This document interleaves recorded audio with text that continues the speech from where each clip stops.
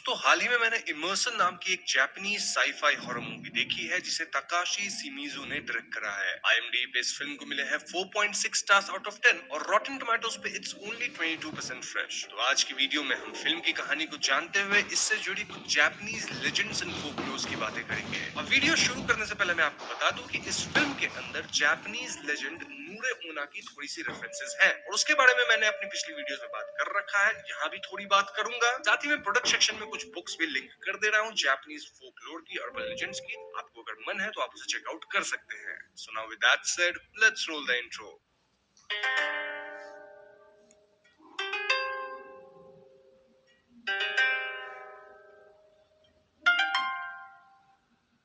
तो कहानी की शुरुआत में हम सोनोदा नाम के एक व्यक्ति को देखते हैं जो इलेक्ट्रोड कैप डाल के ओशन की तरफ देख रहा था। बेसिकली ये वो मशीन है जिससे ब्रेन की फ्रीक्वेंसी रिकॉर्ड की जाती है और इसे आपने ईसीजी करवाते वक्त मरीजों को पहने हुए देखा होगा। खैर अब कोई लेडी बाहर से सोनोदा के विजन को एक स्क्रीन पे देख रही थी और तो और हम समझ पाते हैं कि सोनोदा किसी रिसर्च का टेस्ट सब्जेक्ट था और ये रिसर्च वही लेडी करवा रही थी जिसका नाम इडे था। इडे अब मशीन्स की रीडिंग देखकर घबरा जाती है क्योंकि सोनोदा की ब्रेन की फ्रीक्वेंसी धीरे धीरे कम हो रही थी और इडे अब खुद भी इलेक्ट्रोड कैप और वीआर हेडसेट पहन के सोनोदा के रेल में जा घुसती है। वहीं दूसरी तरफ हम सोनोदा के सामने बेड़ियों से जकड़ी एक औरत को देखते हैं जिसे देख सोनोदा काफी डर जाता है और अब सोनोदा के रेल में इडे और वो दोनों ही इस क्रीपी लेडी के चंगुल में फंस जाते हैं, जहां ये लेडी सोनोदा और इडे दोनों को ओशन में डुबो के खत्म कर देती है। अब ओशन में हम एक टेम्पल की गेट भी लगी हुई देखते हैं जिसे जापानीज में टोरी कहा जाता है और आप इस स्टोरी को ध्यान में रखना क्योंकि ये आगे काफी इंपॉर्टेंट होने वाली है।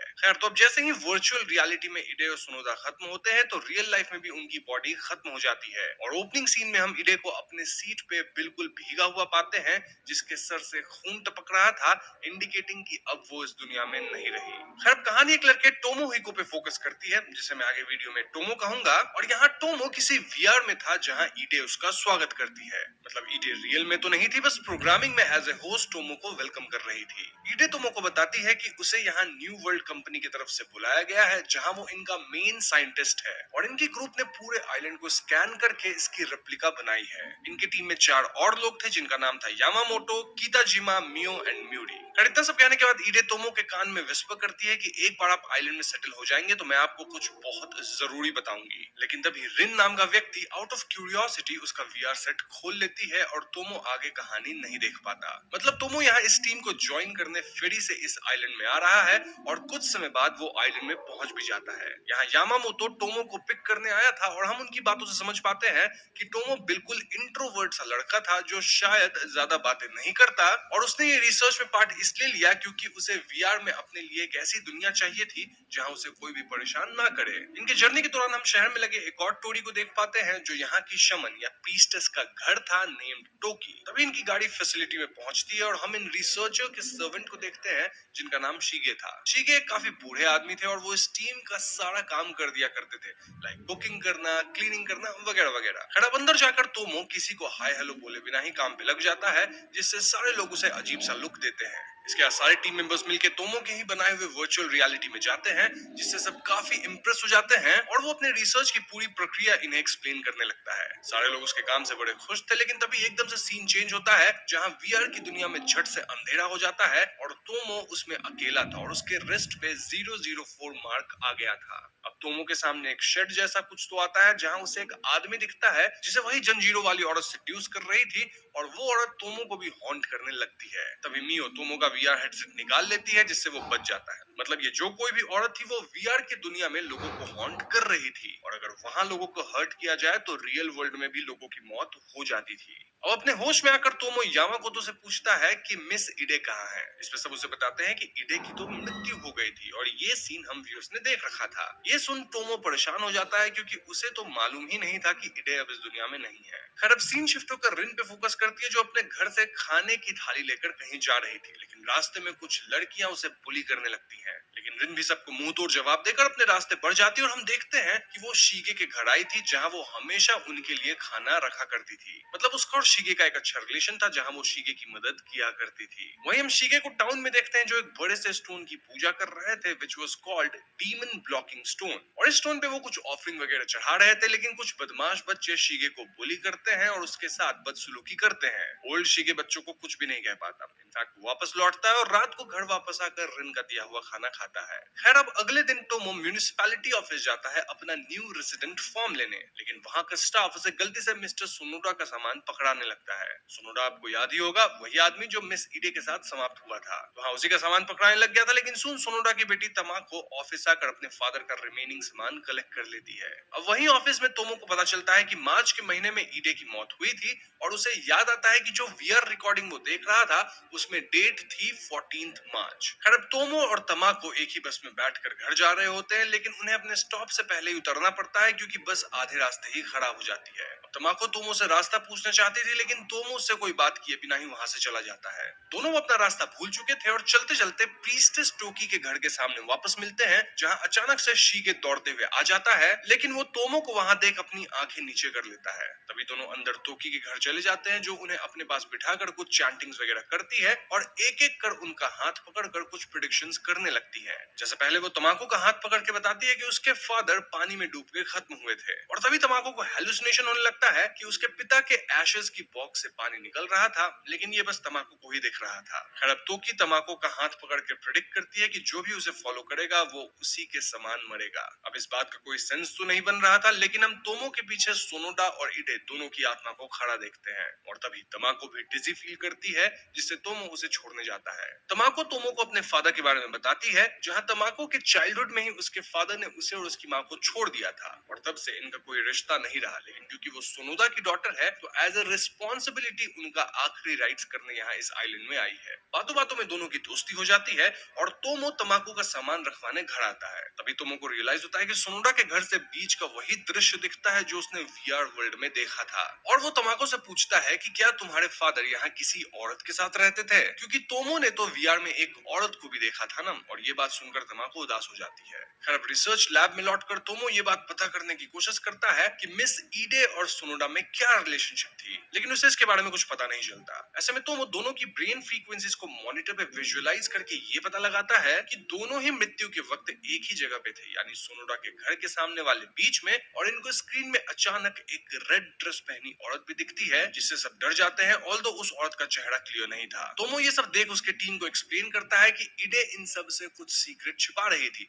और इनका जो टेस्ट सब्जेक्ट था सोनोडा, उसकी मौत अननेचुरल थी। अब सारे इस पे पूछते हैं कि सोनोडा और इडे एक साथ कैसे खत्म हो सकते हैं, आई मीन दोनों तो अलग अलग जगह पे मिले थे ना, जिसपे तोमो इनको ब्रेन सिंक्रोनिसिटी की थियरी समझाने लगता है। अब ब्रेन सिंक्रोनिसिटी उस फिनोमेनन को कहते हैं जहां दो इंडिविजुअल अपने बॉडीली सेंसेस के बियॉन्ड जाकर चीजें शेयर करते हैं। जब दो लोग आपस में सिंक हो जाते हैं तब वो फियर, जॉय, एंगर सभी तरह के इमोशंस को शेयर करते हैं। अब ऑलरेडी इडे सोनोडा की ब्रेन की इमेजिंग कर रही थी और एंड मोमेंट में वो खुद के साथ भी यही करी थी to know what's going on with Sonoda. इसीलिए दोनों की ब्रेन डेटा सिंक हो गई और जिस डर से या जिस अजीब तरीके से सोनोडा खत्म हुए, इडे भी सेम तरीके से खत्म हो गई। अब एक अजीब बात ये थी कि इडे की आत्मा को शीगे भी सेंस कर सकता था। खैर सवाल ये था कि वीआर के अंदर वो औरत कौन है, और ये जानने के लिए सारे टीम मेंबर्स अपने भी ब्रेन के स्कैन्स देते हैं जिससे कुछ पता चल सके। इन सभी की मेमोरीज वगैरह मिलाकर भी इस औरत के बारे में कुछ भी पता नहीं चल पाता। वहीं दूसरी तरफ तमाकी, मतलब वही तमाको है जिसको मैं तमाकी बोल रहा हूँ क्योंकि सबटाइटल्स में तमाको लिखा था और फिल्म के अंदर तमाकी बोला गया है। तो हाँ, अगर मैं तमाको बोलूं या फिर तमाकी, आप समझ जाना मैं उसी की बात कर रहा हूँ। एनीवेज, तमाकी को अपने फादर के सामान में बैंक के पासबुक्स मिलते हैं जिसमें हर महीने उन्हें एक कंपनी से एक पर्टिकुलर अमाउंट मिलता रहता था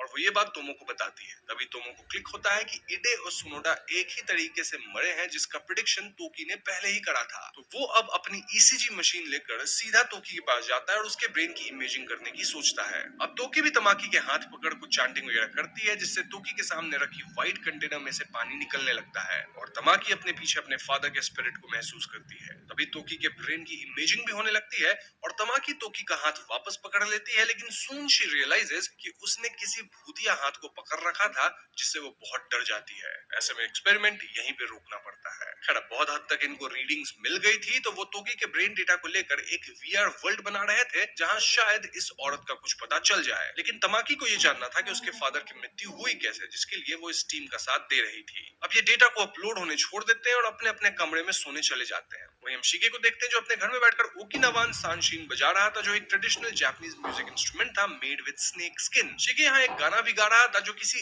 लेडी के बारे में था, और ये गाना इन जनरल काफी उदास सा गाना था। हर रात को कीताजिमा ड्रिंक करके रिसर्च रूम में घुस जाता है, जहां हम देखते हैं कि तोकी की ब्रेन डेटा सिंक हो गई थी, और जैसे ही कीताजिमा वीआर हेडसेट पहनता है, रिसर्च लैब में एकदम से वही एंटिटी आ जाती है, जहां लैब का फ्लोर पानी जैसा बन जाता है। खैर अब अगले दिन सारे लोग रिसर्च लैब में आते हैं तो इन्हें फ्लोर पे पूरा पानी दिखता है। ऐसे में सभी सीसीटीवी चेक करते हैं कि आखिर पिछली रात हुआ क्या। फिर अचानक से उनके स्क्रीन पे वही बीच वाली वीडियो चलने लगती है, जहां वो एंटिटी थी, लेकिन वो एंटिटी विया से गायब थी, और अगले ही क्षण हम देखते हैं कि कीताजिमा के सामने वो लड़की आ गई थी, और सब उस स्टोरी को भी देख पाते हैं जो ओशन के बीच गड़ा हुआ था। कीताजिमा उस स्टोरी की तरफ जाने लगता है और उसे वही एंटिटी पानी में डुबोने लगती है। इनफैक्ट तमाकी को भी यहाँ एक लंबा सा हेयर स्ट्रैंड मिल जाता है, जिससे लोग समझ जाते हैं कि पिछली रात ये एंटिटी वीआर के रेल्म से निकलकर इनके रेल्म में आ गई है। अब रिसर्च रूम को साफ करने की जिम्मेदारी शिगे की होती है, और बाकी सब भी इस बात से परेशान थे कि अब आगे किसका नंबर लगने वाला है। खैर अब उसी रात म्यूनिसिपैलिटी ऑफिस के 3 मेंबर्स रात को जंगल के रास्ते अपने घर जा रहे होते हैं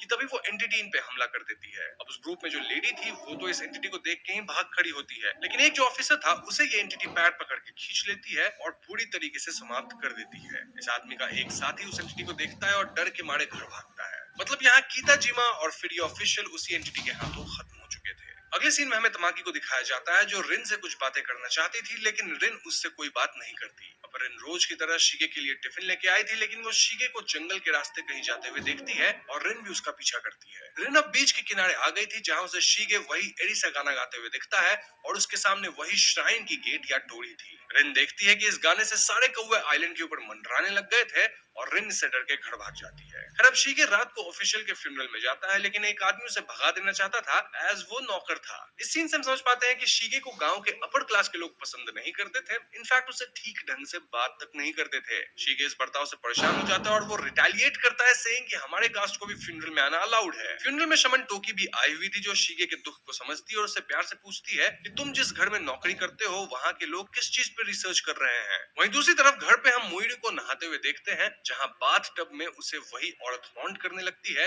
और वो एंटिटी अपने डरावने हाथों से मोइरी को छूती है, जिससे मोइरी का शरीर भी भयानक होने लगता है। ऐसे में मोइरी जोर जोर से चीखती है, और अब घर के बाकी लोग उसे संभालते हैं और ये डिसाइड करते हैं कि वो प्रीस्ट टोकी से मदद लेंगे, क्योंकि जो कुछ भी हो रहा था वो कोई साधारण घटनाएं तो नहीं थी। तो इसके बाद कहानी आती है टोकी के घर पे, जहाँ वो इस रेड कपड़े में पहनी औरत की बैक स्टोरी सभी को बताने लगती है। तो ये स्पिरिट इमाजो नाम की एक औरत की थी, जो काफी सालों पहले इस आइलैंड पे रहती थी। इमाजो एक स्लेव या नौकर जैसी थी, जो अपने मालिक के लिए काम किया करती थी। इमाजो का मालिक उसके साथ गलत किया करता था और उसे काइंड ऑफ अपने साथ एज ए कंसॉर्ट रखता था, जिससे मालिक की पत्नी काफी नाराज रहती थी। अब मालकिन आए दिन अपने गुस्से के चलते इमाजो पे शारीरिक अत्याचार करती थी, और एक बार तो हद ही हो गई, जहां उसके मालकिन ने इमाजो को जंजीरों से बांधकर एक टोरी से लटका दिया। इनफैक्ट गांव वाले उसे पत्थर मारने लग गए। इससे इमाजो बेहोश हो गई, और जब उसे होश आया तो वो हाई टाइड के कारण पानी के अंदर डूबकर खत्म हो गई। तो अब आप डॉट्स कनेक्ट कर पा रहे होंगे कि एंटिटी हमेशा जंजीरों में क्यों रहती थी,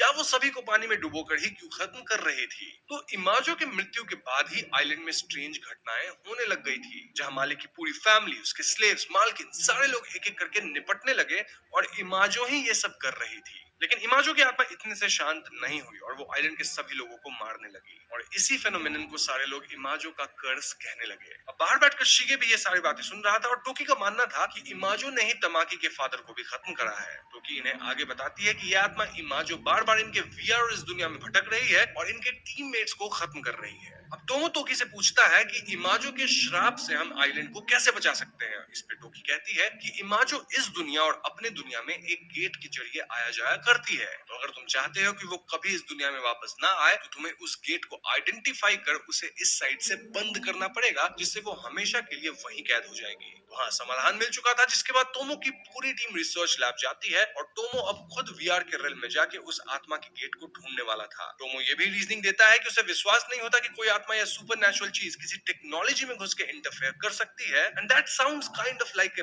बग जिसको वो खुद फिक्स करना चाहता है। अब इनका टीममेट यामामोटो भी उसका साथ देने जाता है और दोनों हेडसेट पहन ही रहे होते हैं कि तभी मुइरी को वापस से इमाजो की आत्मा दिखती है, जो उसे सभी के सामने रिसर्च लैब के फ्लोर में ऐसे डुबो देती है जैसे वहां कोई पॉन्ड हो। सो हाँ, अब टोमो के पास कोई और ऑप्शन नहीं था, वो जल्दी जल्दी लॉग इन कर वीआर में पहुंच जाता है, लेकिन ट्विस्ट यहाँ ये था कि यामामोटो उसके साथ अंदर नहीं जा पाता। जी हाँ दोस्तों, तो अब टोमो अकेले ही खुद को उसी बीच में टोरी के सामने पाता है और अंदर ओशन में इमाजो मुइरी को डुबो रही थी, लेकिन एन मौके पे टोमो इमाजो को पानी के अंदर खींच लेता है, जिससे म्यूरी इमाजो के जंगल से छूट जाती है। लेकिन टोमो तो खुद वहीं फंस चुका था। अब जैसे ही इमाजो म्यूरी को छोड़ देती है तो वो रियल वर्ल्ड में वापस आ जाती है, लेकिन टोमो रियल वर्ल्ड में बेहोश सा होने लगता है। अब इस पॉइंट पे तमाकी कहती है कि टोमो वीआर की दुनिया में इमाजो को लॉक करने गया है, लेकिन हम भी इसी बीच में उसके गेटवे ढूंढकर उसे खत्म कर देते हैं, जिससे इमाजो कभी भी इस दुनिया में नहीं आ पाएगी। मतलब न गेट रहेगा, ना ही इमाजो वापस आएगी। सो यस, म्यूरी अब सैटेलाइट की मदद से गेट को ढूंढने लगती है और उसे गेट मिल भी जाता है, जिसके बाद यामामोटो अपने सारे टूल्स वगैरह लेकर उसी आइलैंड के पार्ट की तरफ जाने लगता है जहाँ टोरी है। ये वही जगह है जहाँ हम शिगे को गाना गाते हुए सुने थे। वहीं दूसरी तरफ टोमो वीआर की दुनिया से अचानक कट ऑफ हो जाता है और रियल वर्ल्ड में उसकी बॉडी ठंडी पड़ जाती है। तभी वहाँ रूम में टोरी गेट आ जाती है और सारी लड़कियां उसे देख डर जाती है। अब क्योंकि टोरी गेट आ गया था तो इमाजो भी इनके आसपास घूमने लगी थी और वो टोमो के बॉडी को वापस डुबोने ले जाती है। तभी रियल लाइफ में यामामोटो श्राइन के गेट को कट कर देता है, लेकिन तब तक इमाजो उसको भी समाप्त कर देती है। वहीं रिसर्च रूम में शिगे आता है और वो अपने टूल से सारे मशीनरी को तोड़ने लगता है, सेइंग कि इमाजो को आजाद करो। अब मशीनरी टूट जाने से टोमो वापस आ जाता है, लेकिन शिगे इन सभी को धन्यवाद देता है, सेइंग कि तुम लोगों ने जो भी किया उसके लिए थैंक यू। अब सारी लड़कियां यामामोटो को ढूंढने जाती है, लेकिन जाते जाते तमाकी तोमोहिको से कह जाती है कि क्या तुमने ऐसी दुनिया बनाने की सोची थी जहां सारे लोग खत्म हो रहे हों। खैर, अब टोमो को शिगे का ब्रेन डेटा मिलता है, जहां हम शिगे के बचपन की कहानी जानते हैं। तो बात तब की है जब शिगे 9-10 साल का था और उसकी माँ अचानक से बिल्कुल बदल गई थी। उसकी माँ आइलैंड के मेल्स के साथ इंटीमेट हुआ करती थी और वो ये सारी हरकतें शिगे और अपने पति के सामने भी करा करती। आइलैंड के लोग कहने लगे कि शिगे की माँ को इमाजो ने पजेस करा है, जिससे वो पागल हो गई है। लेकिन आइलैंड की औरतें तो उससे काफी गुस्सा थी, इसलिए वो शिगे की माँ को मारा पीटा करती थी। इनफैक्ट इस बात के लिए शिगे को भी उसके क्लासमेट्स बुली किया करते थे। शिगे स्टिल अपनी माँ को बचाया करता था, लेकिन एक रोज उसकी माँ उसके साथ भी गलत करने लग गई थी, जिसके चलते शिगे ने उसे खत्म कर दिया। मतलब ऐसा दिखाया तो नहीं गया है कि एग्जैक्टली कैसे उसने ऐसा किया, लेकिन हम ये समझ पाते हैं कि ऐसा ही हुआ था। ऑल्दो इस पूरी घटना की वजह से शिगे की लाइफ खराब हो गई और आइलैंड के लोग उसे एज ए स्लेव ट्रीट करने लगे। खैर, प्रेजेंट टाइम में रिन शिगे के घर जाती है, जहाँ शिगे अपने सीक्रेट कमरे में बैठकर वही सॉन्ग गा रहा था और हम देखते हैं कि ये कमरा स्नेक के स्किन से भरा हुआ था, जहाँ रिन के बनाए हुए ओरिगामी स्वान्स भी लटक रहे थे। रिन के उस कमरे में आते ही शिगे बाहर से दरवाजा लगा देता है और उसे अंदर रहने को कहता है, क्योंकि उसके मुताबिक ये आइलैंड आज खत्म होने वाला है। अब ये कहानी तोकी भी तमाकी को सुना रही थी, जिसके बाद तमाकी सीधे शिगे के घर आती है, जहाँ उसे कमरे में रिन बंद मिलती है। अब अंदर जाते ही शी डिस्कवर्स कि शिगे के इस कमरे में भी एक टोरी है और शिगे इमाजो को इसलिए आजाद करना चाहता था क्योंकि कहीं ना कहीं वो इमाजो में अपनी माँ को देखता था। मतलब उसकी वही माँ जिसके ऊपर आइलैंड के लोगों ने अत्याचार किया था, और देखा जाए तो इमाजो के ऊपर भी आइलैंड के लोगों ने अत्याचार किया था। एनीवेज, तभी टोरी के पीछे वाली दीवार थोड़ी सी टूट जाती है और वहां ये दोनों शिगे की माँ की डेड बॉडी को देख पाते हैं। मतलब शिगे ने अपनी माँ को समाप्त कर दिया था, लेकिन उसे एज ए गॉड मानता था, तभी तो वो उनके समाधि के सामने एक टोरी लगाया हुआ था। वहीं दूसरी तरफ शिगे भी आइलैंड में घूम घूम कर अपने माँ को इस आइलैंड में बुला रहा था, जहाँ वो बहुत सारे ओरिगामी स्वान्स उड़ाता है और खुद को समाप्त कर लेता है। एनीवेज, तो अब रिन तमाकी को भी उसी जगह ले जाती है जहाँ उसने शिगे को देखा था, और ऐसा ही श्राइन गेट था। तो अब तमाकी, रिन, म्यूरी, मियो सारे उसी टोरी के पास इकट्ठा होते हैं जहाँ से इमाजो इस दुनिया में आती थी, और ये लोग डिसाइड करते हैं कि इस गेट को ये हमेशा के लिए खत्म कर देंगे। तो जैसे ही वो लोग इस गेट को जलाने वाले थे कि तभी इमाजो तमाकी पे झपटती है, लेकिन इससे पहले कि वो तमाकी को चोट पहुंचा सके, टोमो अपना वीआर हेडसेट पहन के उसी बीच में पहुंच जाता है और वो इमाजो को रोक लेता है, जिससे इमाजो वापस पानी में गिर जाती है और इन लोगों को मौका मिल जाता है उस गेट को जलाने का। इसका मतलब ये दोस्तों कि टोमो अपने आप को सैक्रिफाइस कर दिया, जहां उसने खुद ही इमाजो को पकड़कर उसे पानी में डुबो दिया, और इससे इमाजो वापस कभी नहीं आ पाएगी। तो हाँ, रियल लाइफ में टोरी के जलते ही इमाजो की आत्मा भी जलने लगती है और तमाकी वापस रिसर्च रूम में भागती है। हम देखते हैं कि टोमो दूसरे रेल्म के पानी में डूबने ही वाला था कि तमाकी उसे बाहर से आवाज लगाती है और टोमो को उस रेल्म से बाहर खींच लाती है। जी हाँ दोस्तों, टोमो जो कि खुद को सैक्रिफाइस करने गया था, वो भी यहाँ बच गया है और हम पहली बार टोमो को तमाकी को अपनाते हुए देखते हैं, जहाँ दोनों एक दूसरे को हक करते हैं। इस पॉइंट पे ऐसा लगता है कि सब कुछ बिल्कुल ठीक हो गया है। अब हादसे के कुछ दिन बाद हम तमाकी और टोमो को फेरी से वापस लौटते हुए देखते हैं, जहाँ तमाकी को एक पल के लिए ऐसा लगता है कि उसने वापस से समुद्र में गड़े उस स्टोरी को देखा है और शिगे उसके सामने बैठ वही गाना गा रहा है, लेकिन अगले ही पल सब ठीक हो गया था। तमाकी और टोमो भी आपस में एक दूसरे को अपना लेते हैं, ऑल्दो उन्हें इस हादसे का ट्रॉमा था, स्टिल वो अब एक दूसरे के साथ थे, बीइंग देयर सपोर्ट। मूवी के एंडिंग सीन में हम रिन को शिगे का शिनशिन बजाते हुए देखते हैं, जो सेम गाना गा रही थी और धीरे धीरे खुद भी समुद्र में सम्मिलित हो जाती है। इमोशन मूवी यहीं पे खत्म हो जाती है। तो दोस्तों ये थी इमोशन मूवी की कहानी, जहां कहानी न्यू वर्ल्ड वर्चुअल रियलिटी में और प्रेजेंट टाइम में घूमती रहती है। कहानी में एक वेंजफुल स्पिरिट होती है, इमाजो, जो कि आइलैंड के लोगों के हाथों प्रताड़ित हुई थी और वो अपना बदला लेने वापस आई थी। अब वो कैसे वापस आई थी? वेल, एक टेक्निकल ग्लिच की वजह से, जहां रियल और वर्चुअल वर्ल्ड लगभग एक हो गए थे और उसका गेटवे था वही ओशन में गरा टोरी। अब ये स्पिरिट इतने गुस्से वाली थी कि वो सोनोदा, इडे, यामामोटो, कातिजिमा सभी को मौत के घाट उतार दी और वो टोमो को भी अपने साथ ले जाना चाहती थी, ऑल्दो टोमो लास्ट में बच गया। कहानी में ट्विस्ट तब आता है जब गांव का एक स्लेव शिगे इमाजो को अपनी मां से तुलना करने लगता है, जिसपे गांव वालों ने काफी अत्याचार किया था, जबकि वो तो इमाजो के शाप से पीड़ित थी, या साइंटिफिक टर्म्स में कहें तो मेंटली इल थी। उसकी मदद करने के बजाय सबने उनका जीना मुश्किल कर दिया और अंत में शिगे की तबीयत भी खराब हो गई, जहां वो इसी एंटिटी को इस दुनिया में ले आया, जिससे आइलैंड के सभी लोग खत्म हो जाते हैं। लेकिन अंत में तमाकी, तोमो, म्यूरी, मियो और रिन मिलके इस शाप से आइलैंड को मुक्त कराते हैं। अब एंडिंग सीन से आप कंफ्यूज हो सकते हैं कि क्या इमाजो वापस आ गई है? तो मेरे हिसाब से नहीं, ये बस तमाकी का ट्रॉमा था जो उसे दिखता है। ऑल्दो कई लोग ये मानते हैं कि हाँ, वो पूरी तरह से खत्म नहीं हुई है और वापस आ सकती है, जिससे हम फिल्म का पार्ट 2 भी देख सकते हैं। वहीं अब रिन की बात की जाए तो हो सकता है वो खुद को समाप्त कर ली, क्योंकि वो शिगे से काफी अटैच थी। इनफैक्ट उसने शिगे को वादा भी किया था कि वो हमेशा उसके साइड रहेगी। तो शिगे के जाने के बाद रिन को कहीं ना कहीं बहुत दुख हुआ